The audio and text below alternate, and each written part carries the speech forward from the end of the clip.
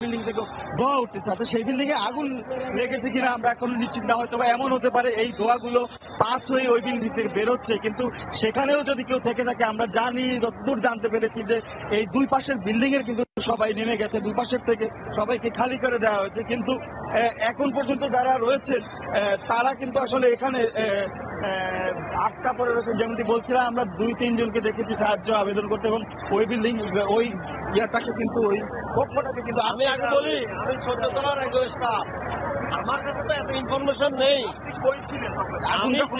আমি 14 তলার একজন স্টাফ, আমি 14 তলার একজন চাকরিজীবী, 14 তলার একজন স্টাফ,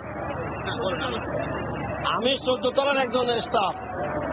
আগুন নিবানোর যখন খবরটা পাই, আমার স্টাফ যখন বলে, তখন আমি সাথে সাথে বের হই, লবিতে আসি। লবিতে এসে ভাবলাম, যেহেতু আমি একজন অ্যাজমা পেশেন্ট, তখন আমি আবার ফ্লোরে ঢুকে আমি আমার মেডিসিন হাতে নিয়ে যখন বেরোতে যাচ্ছিলাম, তখন সিঁড়িতে ফায়ার স্টেয়ার এবং মেন স্টেয়ারের ব্যাপক 80% ধোঁয়ায় কলাপস করে ফেলছে। আমি যদি নিচের দিকে আসার চেষ্টা করতাম, তাহলে হয়তো বা আমি নিচের দিকে আসা আমার পর সম্ভব হতো না। আমি 14 তলার থেকে সিঁড়ি বেয়ে ছাদের থেকে পাশে আওয়াল সেন্টার ছাদ ক্রস করে ওইখান থেকে নিচে আসি।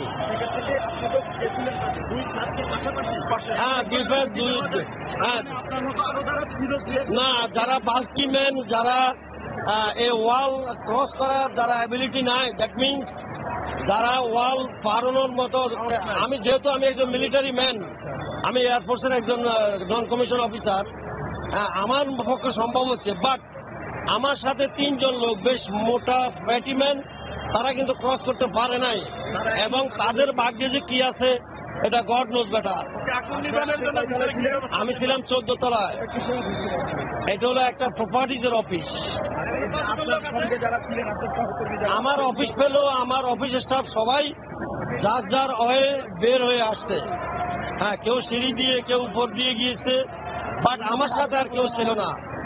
হ্যাঁ, আমার সাথে কেউ ছিল না, এবং আমি আমার অ্যাজমা পেশেন্ট হিসেবে আমার মেডিসিনটা আমার সাথে ছিল। আমি অত্যন্ত কৌশলে মেডিসিন, আমার ইম্পর্টেন্ট ডকুমেন্ট নিয়ে আমি বের হতে পারছি। আপনার যে সহকর্মীরা ছিল, সেই সহকর্মী যারা ছিল, তাদেরকে খবর নিতে পেরেছিল? তাদের খবর রিং তারা অ্যাটেন্ড করতেছে না, মোবাইলে অ্যাটেন্ড হচ্ছে না, করতে পারছেন না। বাট আমি এই যে নগর জুড়ে কয়েকদিন আগে আগুন লাগলো, এরপরে কি আপনাদের এখানে ফায়ার মহড়া বা কি এই বিল্ডিং এ লাগলো? এটি কিছুদিন আগে পুরান ঢাকায় একটা আগুন লাগলো। হ্যাঁ, এরপরে তো আমরা অনেক তোড়জোড় দেখলাম। সেক্ষেত্রে আপনাদের এখানে কি কোনো দেওয়া হয়েছিল? This is most important question. Surihatta এবং নিমতলিতে আগুন লাগলো, সেইখানে ছিল কেমিক্যাল, সেটা অত্যন্ত